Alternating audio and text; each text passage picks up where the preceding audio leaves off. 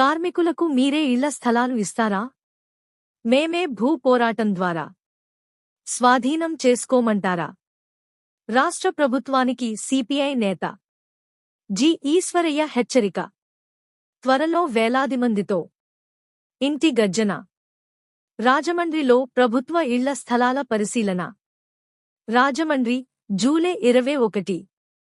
రాష్ట్రంలో కూటమి ప్రభుత్వం ఏర్పడి దగ్గరగా 3 సంవత్సరాలు కావస్తున్న ఇప్పటికీ పేద ప్రజలకు అర్బన్ ప్రాంతంలో 2 సెంట్లు, గ్రామీణ ప్రాంతాల్లో 3 సెంట్లు ఇళ్ల స్థలాలు ఇవ్వడానికి ప్రభుత్వం తాత్సారం చేస్తుందని, ఇది సిగ్గుచేటు అని సిపిఐ రాష్ట్ర కార్యదర్శి జి. ఈశ్వరయ్య తెలిపారు. అంతేకాకుండా కార్మిక లోకానికి మీరేనా ఇళ్ల స్థలాలు ఇవ్వాలని, లేకుంటే భూ పోరాటం ద్వారా మేమే ప్రభుత్వ స్థలాలను స్వాధీనం చేసుకుని పేద బడుగు బలహీన వర్గాల ప్రజలకు పంచి పెడతామని ఆయన తెలిపారు.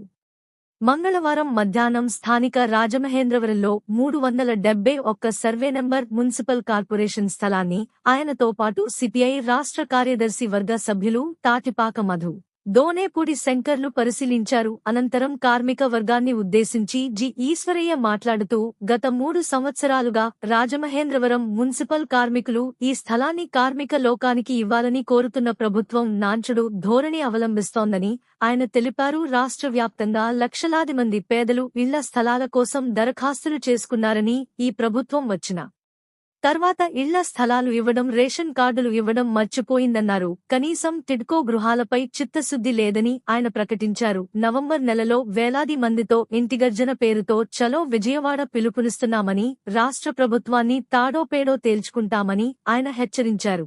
ఇంకా ఈ కార్యక్రమంలో సిపిఐ జిల్లా సహాయ కార్యదర్శి, ఏఐటియుసి జిల్లా ప్రధాన కార్యదర్శి కె. రాంబాబు, సిపిఐ జిల్లా కార్యవర్గ సభ్యులు అల్లం వెంకటేశ్వరరావు, సిపిఐ నగర కార్యదర్శి వి. కొండలరావు, మున్సిపల్ వర్కర్స్ యూనియన్ రాష్ట్ర ఉపాధ్యక్షులు ధనాల దుర్గమ్మ, రాష్ట్ర కోశాధికారి Reddy Ramana, municipal workers union city ప్రధాన కార్యదర్శి కాకి శారద, జిల్లా నాయకులు బంగారు గిరి పోలమ్మ, సిటీ సహాయ కార్యదర్శి మీసాల దేవి, మీసాల రమణ, వీరబాబు రెడ్డి, శ్రీనివాస్, జ్యోతి సరస్వతి తదితరులు పాల్గొన్నారు.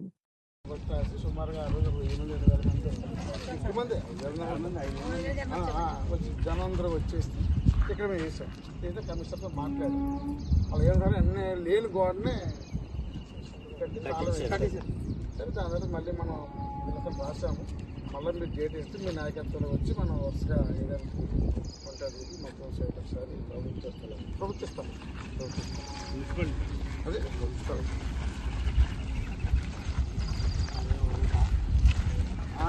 ఇది అదంతా ఆమెకు నీరు, ఇది లారీస్ ఉంచారు. ఇదంతా 14 లారీస్ ఉంచారు. ఆ చెట్టు దాకా ఇంతనేదన్న చెట్టు ఉందా?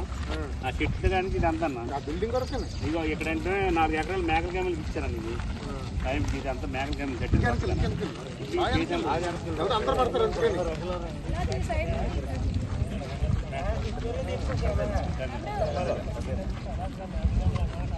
కవరేజ్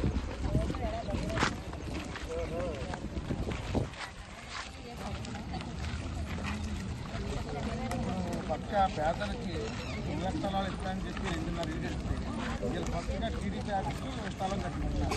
అంటే ప్రజలకంటే వాళ్ళు ఇచ్చే స్థలాలకి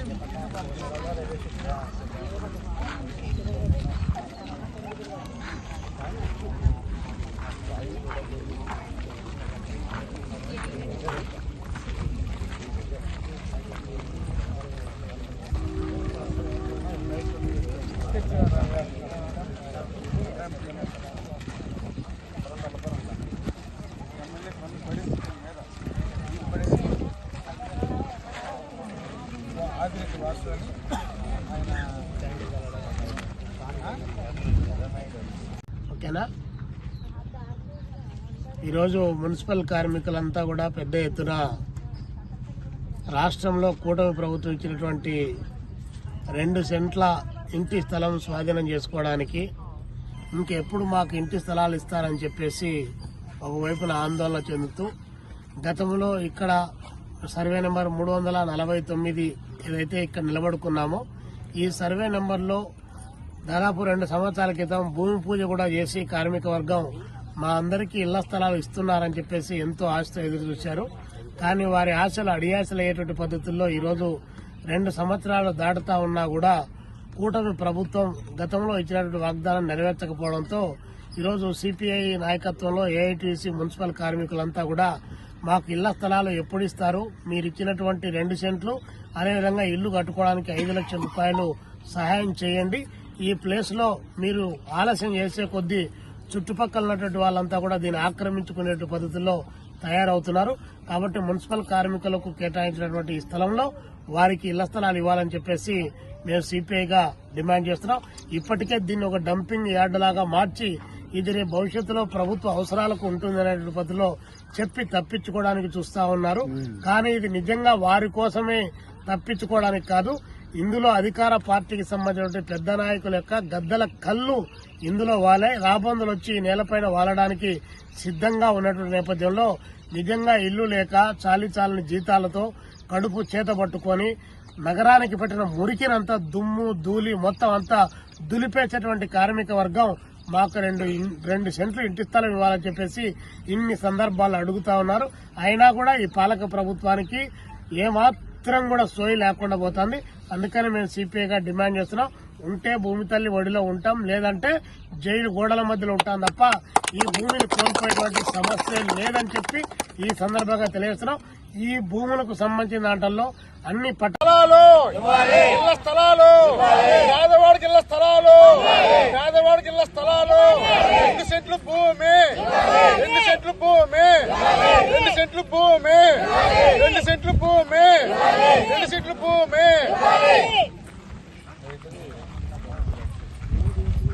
మా భూమి మాకే మా భూమి మాకే. రామకృష్ణ గారి నాయకత్వంలో అప్పుడు వచ్చి సిమెంట్ వేసి భూమిని కూడా చేశాం, శంకుస్థాపన చేశాం. ఇది ఇంచుమించుగా ఇలాగా 7 ఎకరాల ఎంత పన్నరావు గారు 14 ఎకరాలండి. అది 14 ఎకరాలు, ఇది 14 ఎకరాలు, నాటికి 5 ఎకరాలు ఇచ్చారు. అది మిగిలిన 7 ఎకరాలు ఉన్నాయి. 7 ఎకరాలు ఉన్నాను. ఇది 7 ఎకరాల 40 సెంట్లు. ఇది మున్సిపాలిటీ భూమి. మున్సిపాలిటీ భూమి అంటే ఆనాడు చాలా మంది 20 ఏళ్ళ క్రితం ఇది మా మున్సిపల్ టైంకి ఇది అంతా మేకల క్యాంప్ కట్టింది. అందరూ పడతారు అందుకని.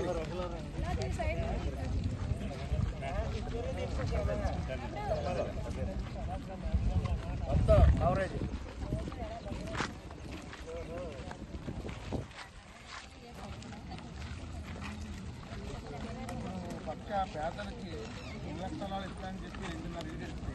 వీళ్ళు కొత్తగా టీడీపీ ఆఫీసులు స్థలం కట్టుకుంటున్నారు. అంటే ప్రజల కంటే వాళ్ళు ఇచ్చే స్థలాలకి